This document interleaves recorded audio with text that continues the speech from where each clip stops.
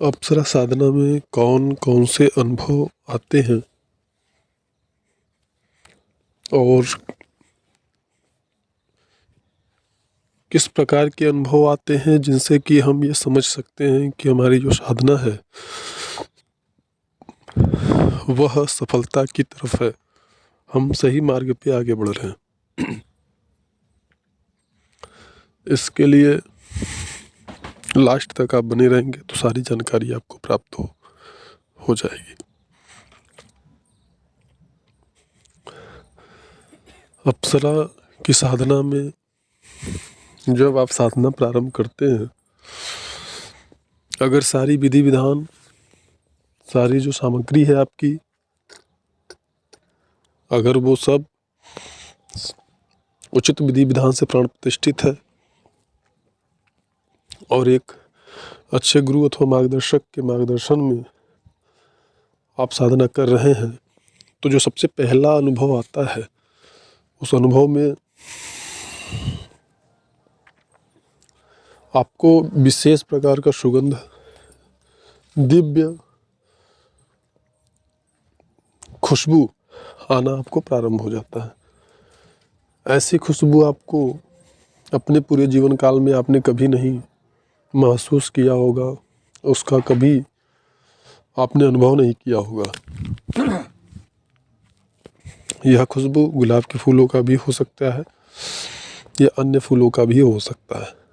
और ये जो अनुभव हम बता रहे हैं ये केवल देवी ऋषि की ही नहीं, अन्य अगर अप्सराओं की साधना आप करते हैं तो भी इस प्रकार के अनुभव आपको आते हैं। और देवी ऋषि की साधना में तो प्रमुख रूप से गुलाब के फूलों की ही खुशबू आती है। और ये सबसे पहली जो है अनुभव, सबसे पहला आपकी अनुभूति होती है कि आपको खुशबू आना प्रारंभ होता है, और जो कि कई कई घंटों तक आप उस खुशबू को महसूस कर सकते हैं। ऐसा लगता है कि वो खुशबू आपके रोम रोम में, पूरे शरीर में समा गई है, व्याप्त हो गई है, ऐसा। फिर इसके बाद जो आपको दूसरा अनुभव प्रारंभ होता है, आना शुरू होता है, वो होता है कि आपको ध्वनि सुनाई देती है, आवाज़ सुनाई देती है। नृत्य करते हुए पैरों की आवाज़, घुंघरुओं की आवाज़ अथवा पायल की आवाज़। और ये जो आवाज़ होता है बहुत ही मीठा होता है, मतलब मृदु, बहुत ही सुहावना होता है। आप जब उसकी अनुभूति करेंगे तो आपको लगेगा कि हाँ ये बहुत ही अच्छा है। अब यहीं पर अगर किसी तामसिक शक्ति के द्वारा ये आवाज़ किया जा रहा होगा तो ना तो ये आपको अच्छा लगेगा और ना ही आप अपने आप को सुरक्षित महसूस करेंगे। आपको डर सा भी लगेगा, भय सा भी लगेगा, और थोड़ी असहनीय जो आवाज़ होगी वो आपको महसूस होगी। हम यहाँ पे भिन्नता भी बता रहे हैं।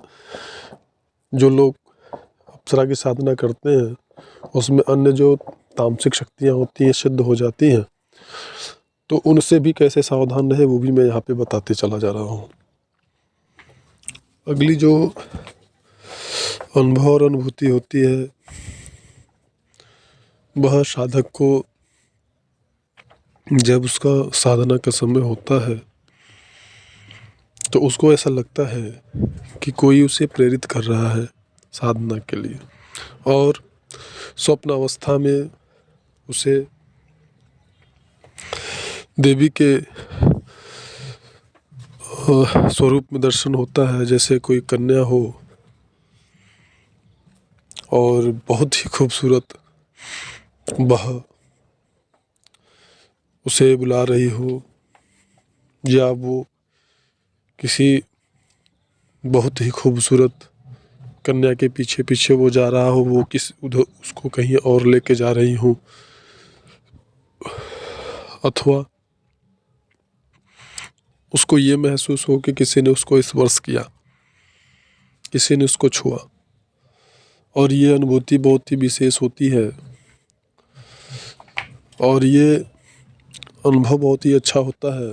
साधक का जो जाप है, ध्यान है, उसमें उसका मन एकाग्रचित्त होने लगता है, मन उसका लगने लगता है और उसके अंदर से एक विशेष प्रकार का भाव पैदा होता है कि और ज़्यादा से ज़्यादा वो साधना करे।